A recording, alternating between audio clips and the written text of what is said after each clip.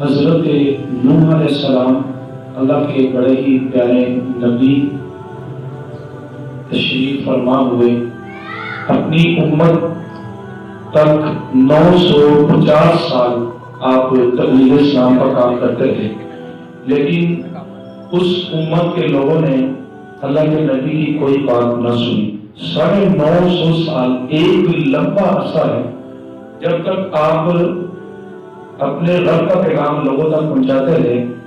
اتنے سالوں میں صرف چند گنے چنے لوگ 70-72 لوگ مسلمان ہوئے۔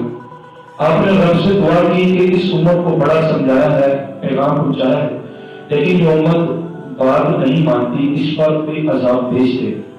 اللہ نے آپ کی دعا کو قبول کیا، آپ کی دعا قبول ہوئی اور ان پر عذاب نازل ہوا، اور عذاب ایسا عذاب تھا جو صرف قوم نوح کا نہیں بلکہ پوری دنیا کے اندر عذاب آیا تھا۔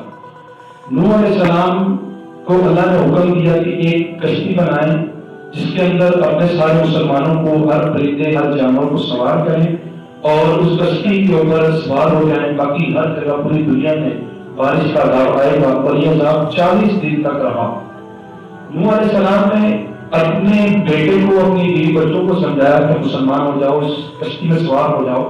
بیٹے نے بڑے فخر سے کہا ابا حضور میں پہاڑی پہ چڑھ جاؤں گا، درختوں پہ چڑھ جاؤں گا۔ آپ نے کہا درختوں سے اوپر بھی پانی جائے گا؟ اس نے کہا میں پہاڑی پہ چڑھ جاؤں گا۔ آپ نے فرمایا پہاڑی سے اوپر پانی جائے گا؟ اس نے کہا میں پہاڑوں کے اندر جا کے چھپ جاؤں گا۔ لیکن آپ فرمانے لگے کہ تم جہاں بھی چھپ جاؤ اللہ کے حساب سے نہیں بچ سکتے، کیونکہ وہ کسی عام انسان کا نہیں بلکہ تمام جہانوں کے رب کا تمہارے اوپر عذاب نازل ہونا ہے۔ تو پھر ہوا بھی ایسا ہی کہ وہ بارش ایک اور دن 4 دن نہیں بلکہ ہمارے ہر ملک کے اندر، ہر دنیا کے ہر کونے کے اندر وہ بارش کا پانی آتا رہا، اور 40 دن تک بارش ہوتی رہی، ہر جگہ پانی ہی پانی تھا۔ نوح علیہ السلام کی کشتی کے اندر جو مسلمان تھے، گنے چنے 70-72 لوگ، وہی مسلمان بچے، اور آپ کے ساتھ ہر پرندہ ہر جانور کے 2 جوڑے اللہ نے جو کہا تھا اس کے مطابق وہ سوار تھے، وہ بچ گئے، باقی سارے قوم ہلاک ہو گئی۔ تو نوح علیہ السلام جو تھے تو اس دور کے اندر ساری امت جو جن کا عذاب ہے سب ہلاک ہو گئے۔ اب جو آج ہم لوگ ہیں، آج یہ ساری کی ساری کائنات جو ہے یہ نوح علیہ السلام کی اولاد ہے، کیونکہ ان کے علاوہ جو لوگ تھے ان کی اولادیں کسی بھی نہیں ہوئی۔ نوح علیہ السلام کی ساری اولاد اور نسل در نسل چلتی رہی، اس لیے نوح علیہ السلام کو آدم ثانی یعنی دوسرا آدم کہا جاتا ہے۔ آدم علیہ السلام پہلے باپ ہیں اور دوسرا آدم ثانی نوح علیہ السلام کو اسی وجہ سے کہا جاتا ہے۔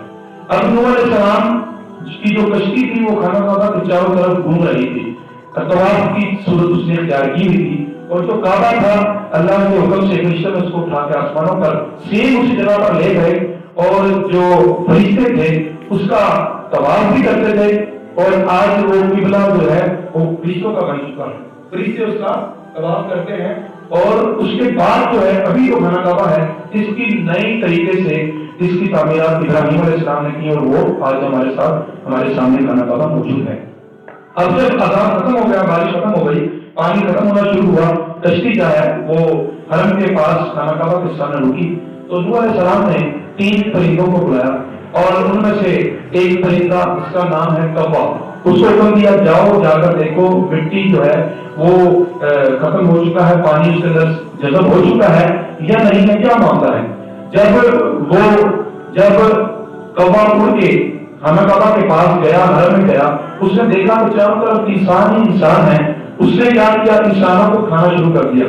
انسانوں کو جب کھانے لگا تو اس کا وہاں پر ٹائم کافی لگ گیا، تو نوح علیہ السلام ناراض ہوئے، غصے میں آئے اور وہ واپسی ابھی تک نہیں آیا۔ آپ نے دوسرا پرندے کو بلایا، اس کا نام ہے مرغی، آپ کو اس کو حکم دیا کہ تم جاؤ جا کر تم دیکھ کر آؤ کہ پانی خشک ہو چکا ہے یا نہیں، مٹی کس طرح کی ہے، تاکہ ہم اس کے اندر اتر سکیں اور اپنی کشتی کو روک سکیں۔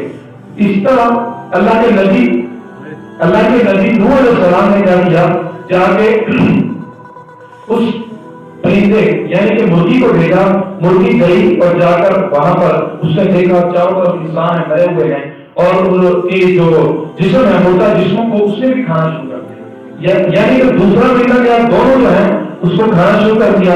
اب نوح علیہ السلام زیادہ غصے میں آئے اور تیسرے پرندے کبوتر کو بلایا اور اس کو کہا جاؤ جا کر دیکھ کر آؤ کہ کیا صورتحال ہے، پانی خشک ہو چکا ہے کہ نہیں۔ اور ہم کشتی کو جو ہے روک کر اتر جائیں، یہ کیا معاملہ ہے؟ اب نوح علیہ السلام کے حکم پر کبوتر گیا اور جا کر حرم کے اندر اس نے وہاں پر قیام کیا. قیام کرنے کے بعد اس نے اپنے پاؤں کو صرف زمین کے اندر لگایا اور دیکھا کہ پانی جو ہے وہ جذب ہو چکا ہے اور اس کی جو مٹی ہے خانہ کعبہ کے پاس حرم کی جو مٹی ہے وہ سرخ ہو چکی ہے. جب وہ واپسی اڑتا ہوا نوح علیہ السلام کے پاس آیا تو اس کے پاؤں کے اندر سوکھی موجود تھی. تو اللہ کے نبی بڑے خوش ہوئے، کہا کہ تو فوراً آ گیا اور تیرے پاؤں میں یہ سرخی ہے، اللہ تجھے ہمیشہ کے لیے سرخ کر دے. تیرے پاؤں کی خوبصورتی سرخ رنگ سے ہے. اللہ کے نبی نے دعا دی اور آج بھی کبوتر کے رنگ جو ہے اس کے پاؤں کا رنگ لال ہے، سرخ ہے اور اس کی خوبصورتی بن چکا ہے. جب دوسرے دو مہینے واپسی آئے تو نوح علیہ السلام نے راضی کا اظہار کیا اور غصے میں کہا کہ پہلے بلایا مرغی کو اور اس کا جو پر ہے اس کے اوپر آپ نے مہر لگا دی اور کہا کہ آج کے بعد تو نہیں ہو سکتی. دنیا کا ہر پرندہ ہوتا ہے سوائے مرغی کے کہ وہ اللہ کے نبی کی بددعا ملی لہٰذا وہ کبھی نہ اڑ سکی ہے اور جتنا بھی اڑاؤ وہ اڑ نہیں سکتی ہے. اب کبے کو آپ نے بلایا، کبے جب آپ کے پاس آیا تو آپ نے اس کو غصے کا اظہار کیا اور کہا کہ شرم نہ آئی، میں نے تجھے کام پہ ہی بھیجا تھا اور تو جا کے وہاں پر انسانوں کو کھانا شروع کر دیا. کہا آج کے بعد تو ہمیشہ انسانوں سے ڈرتا رہے گا. آج صبح ہر انسان ہر پرندے کو پالتا ہے، ہر پرندہ انسان کے پاس آ جاتا ہے. یہاں تک کہ آپ نے مشاہدہ بھی کیا ہوگا کہ جو پرندے پالتو نہیں ہیں جیسے باز ہے، دوسرے پرندے ہیں، ان کو آپ اگر پکڑنا چاہیں پکڑ کے اپنے پاس رکھ بھی سکتے ہیں اور ان کو اپنے ساتھ بٹھا بھی سکتے ہیں اور وہ آپ سے مانوس بھی ہو جاتے ہیں. لیکن کوا ایسا پرندہ ہے جو انسان سے ڈرتا ہے. دور سے انسان گزر رہا ہو، آپ اٹھانے لگے، ابھی پکڑ کو جا ہاتھ بھی اٹھایا تو دور سے بھاگ جاتا ہے.